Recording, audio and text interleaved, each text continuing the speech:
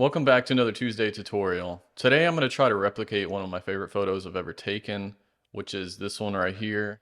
It's of a moon I took a couple months back, and for whatever reason, it's one of my favorite photos I've ever taken.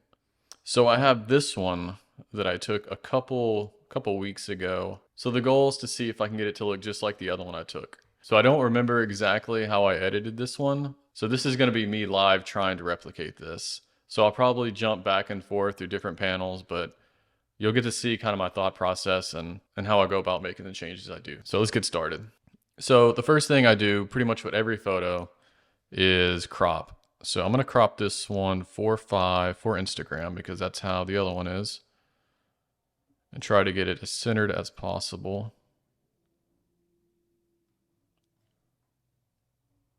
So somewhere about like that looks pretty good. And I'm going to jump right into the basic panel.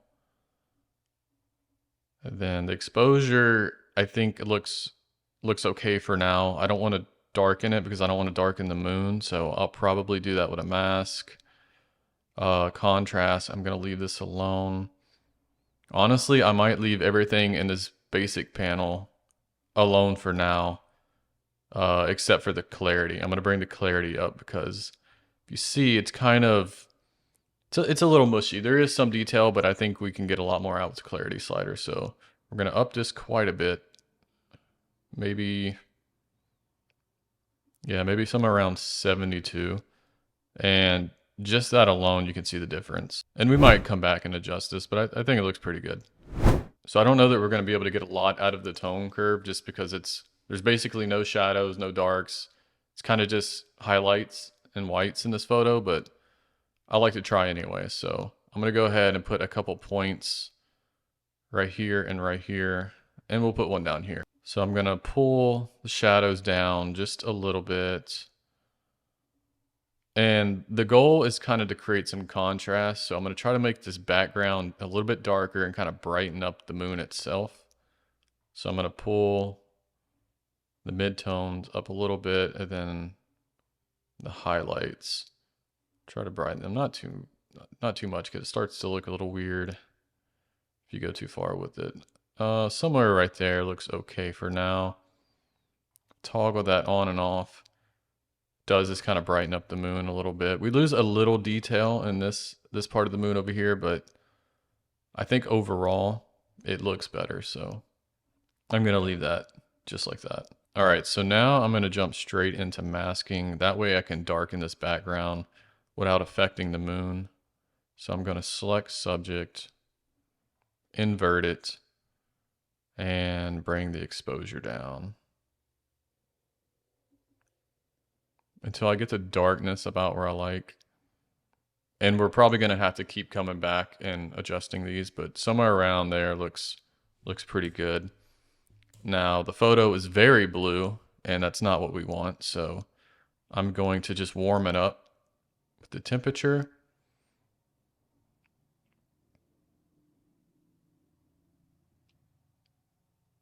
And I'm just going to kind of just go back and forth until I find where I like. I think right there looks pretty good. So I just want to do just a quick before and after. Before, after. I think it's looking really good. So I think now I'm just going to kind of fine tune the whites and the highlights. Maybe bring the highlights back a little bit. They are kind of bright in this area. Play around with the whites. I'm not going to do anything there. So already it's looking really good, but this one is way darker. So we're going to continue to work on this and see if we can get it to match a little bit better. So I think I'm going to go back into my masking and drop the exposure a little bit more. I think right there we'll try. And then again, go back to our temperature and raise that a little bit to about, I think right there. And now the moon is becoming pretty warm and I don't really want that. So I'm going to create another mask for the moon itself. So select subject to grab the moon right there. And then bring that temperature back down a little bit. I don't want it too blue, but I think maybe we're right about there. Maybe a little bit more. No. Right about there looks pretty good. Okay, so just a before and after. Quite a bit of difference. I'm actually really liking it.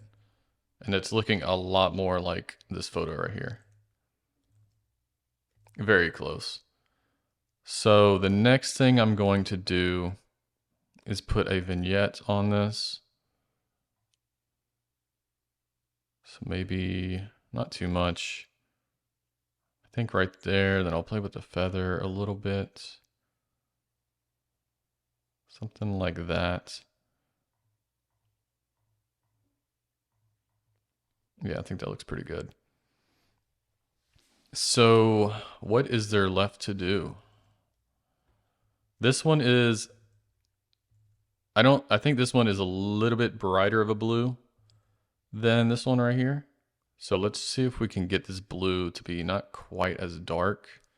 So let's go and take a look, and we know that's the right color. Let's just boost the luminance a little bit. Let's try that. Play around with the saturation. Might drop this like -6.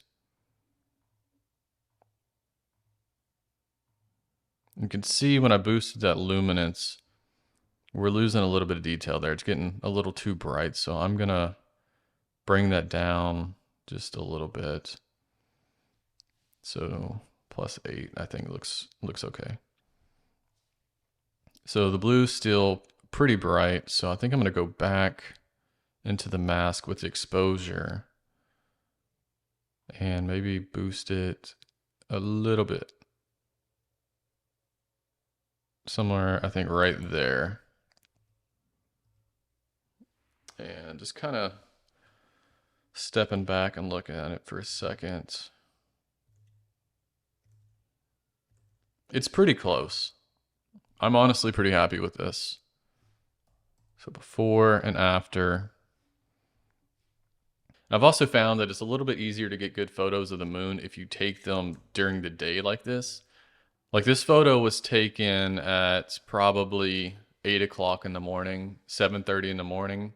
I find it a little bit easier than taking them at night because then it's hard not to get a lot of noise. You have to use a super slow shutter speed. So you have to have a good tripod, good gimbal, and it's just a little bit more difficult. So yeah, I think this photo looks pretty good. It's pretty close to what I had before. Didn't take very much time. The only thing that I might do is, I don't know that I think I can do a little bit better on this blue. So I'm just gonna add a little bit of color grading. Somewhere right there. And this maybe like 6 on saturation. It has I don't know if you can tell from the video, but it has a slight green tint. It's more of a blue-green color. So I'm just gonna add a little color grading to get it to be more of a true blue, which I think this is closer to. And that's gonna be it for this video. That was pretty quick and easy. A little bit untraditional of how I would normally edit photos. I like to just start at basic, go to tone curve, and just work my way down and come back to masking. I really hope you enjoyed the video. I hope you got something out of it, maybe learned something, or at least found it entertaining. If you did, again, hit that subscribe button. Really help me out, help me grow the channel. Thanks again, and I'll see y'all next week.